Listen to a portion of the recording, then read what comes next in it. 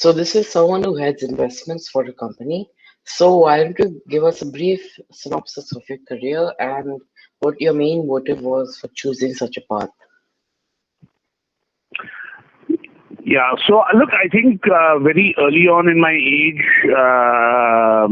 in my life rather, I was exposed to the stock market. My family used to make regular investments, and we actually did quite well.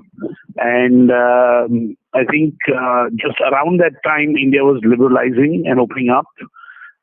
When two, three things, when you're at that age, somewhere between 15 and 18 or 15 and 20, uh, as you're beginning to think about what you want to do in your life. So I would say the movie Wall Street had a big impact on me. I knew that's exactly what I wanted to do, or be something to do with equity markets. And then the Harshad Mehta scandal in India. But before the scandal took place, he actually took the equity markets to all-time highs. And, I saw my own family making very good money at that time. It's not very significant now, but at that time it was it created a lot of wealth. So I wanted to be part of an industry which was all about creating wealth for a large number of people. So that was what really motivated me to get into finance. And so I think it was a confluence of events at the right time, somewhere, I would say when I was 50, but somewhere between the ages of 15 and 20. There was movies, books, India was opening up as an economy. So a lot of things came together to just propel me to do it. And, it's really been my passion. It's not really been my job. So like, I've jumped out of bed every day wanting to sort of go to work and, really have fun. And that's what it's been. All right. So how do you feel that startups and technology will disrupt or impact, per se, your line of business in the future? So I think one of the most interesting times that we live in, and I wish I was 15 and getting out into the world again, because I would say and then some I've read it about what the impact, let's say, the steam engine had in the early part of the century, or telecommunications, just the telegraph being put up. I think the biggest game-changing invention, and it's not really an invention as much as it is a collection of technologies, is the smartphone. And the smartphone is basically a computer that is many, many more times powerful than what put people on the moon.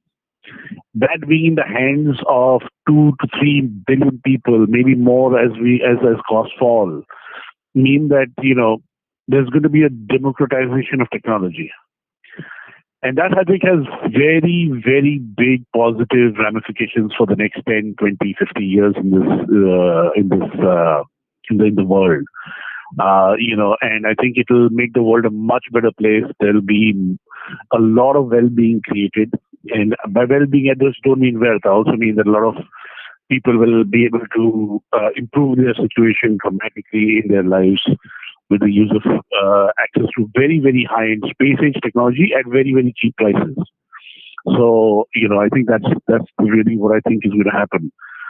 I think every single business that was working in a particular way before the smartphone came along in 2006, and even today, will get disrupted, will get changed, will get,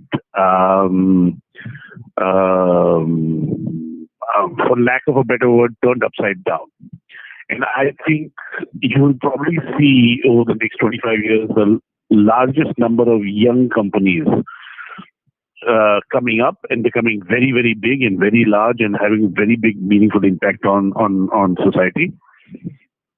And at the same time, you will see a lot of old companies dying and withering away. So it's a, classic situation of, creative destruction that happens in economics, where, what were once very good companies are no longer going to be around. And then There will be a whole new generation of companies that you and I will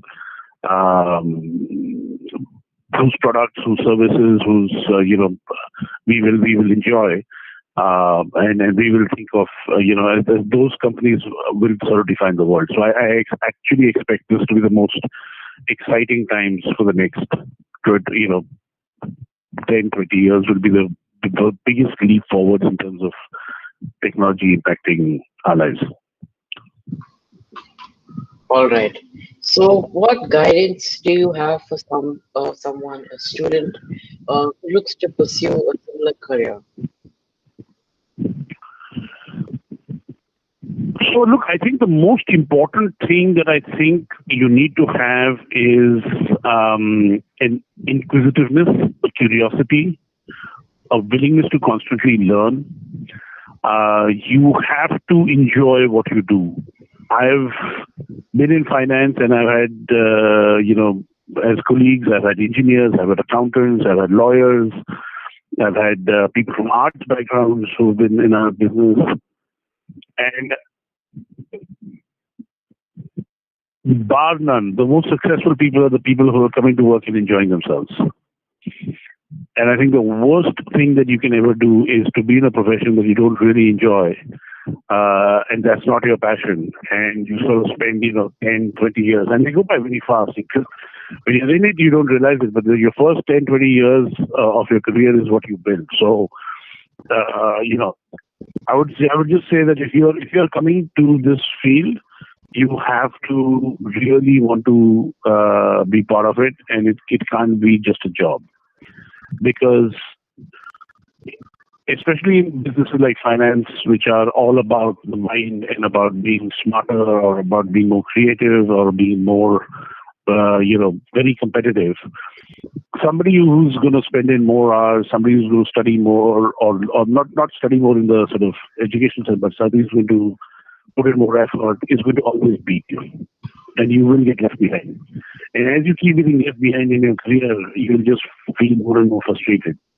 So I would say if you want to be in this business, you've got to have that sense of inquisitiveness, that ability to learn new things, and want to sort of really be here at the game, rather than just coming to work and punching the card in at 10 o'clock and getting out at 5 o'clock. I also think very simply you will need, regardless of which industry you're in, understanding data, technology, having an analytical mind. And by analytical mind, I don't mean very simply, X is plus Y is equal to Z kind of analytical mind. Even in creative fields, there's a large amount of analysis that will sort of, go in, where you actually end up creating many, many interesting things or many, many new fields will really change. Even something like cooking, advertising, restaurants, brand building, consumer businesses, which earlier were considered to be, a lot of it was based on psychology or gut feel, all will get disrupted because of the massive abundance of data that basically comes because everybody is giving out and receiving a lot of data from their cell phones. So I think that a lot of industries are going to change because of data and technology and analytics. So that's something you have to learn, you have to understand, you have to have that analytical mindset. If you want to succeed over the next 10, 20 years in your career or your life. All right. So